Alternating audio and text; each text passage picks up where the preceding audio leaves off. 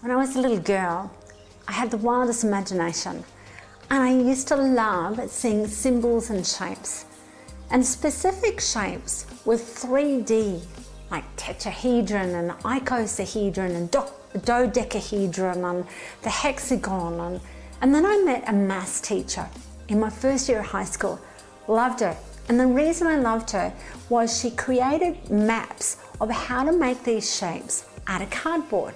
So it's just a flat thing, and you would cut them out, and then you would fold the shapes into these shapes that I would see.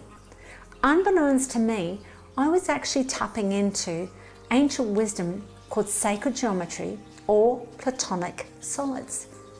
So what are these particular shapes? Platonic solid shapes have the same angle within each of them and the same length. Mathematically, they are the code to creation. So crystal children are very much attracted to these particular shapes because everything is perfect about them. The same length, the same angle.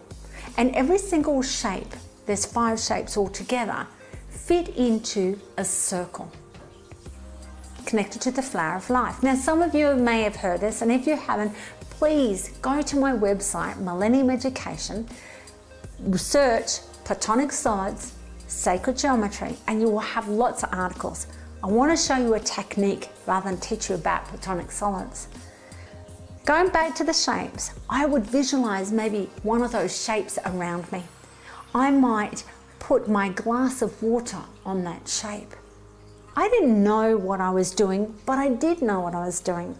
And it wasn't until I was holding workshops for children many years ago, they started to do exactly the same as I used to do.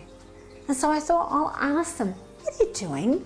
And I love children's answer, I don't know, just tastes good. So, one of the ways that we can empower children is using Platonic solid shapes. These are my Platonic solid cards, which I just adore. The way they work is you can shuffle them and choose a random card, which kids love cards. If you remember swap cards or football cards, you choose them and collect them and put them all in order, but each card has a message. And what happens is when the child chooses a card, and I'm just going to choose this random one on the top. This is a hexahedron or a cube. That particular shape is all about being grounded, but this message says, it's time to speak up. So what if the child chooses a card and says, you know what, Mummy, my tummy's hurting, and then says, this is the card.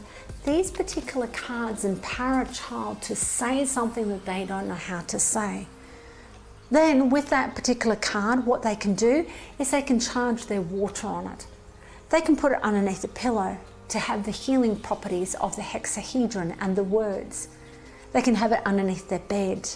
They could visualize themselves in it, which, as I said, children naturally do. I did, and the kids I work with do this.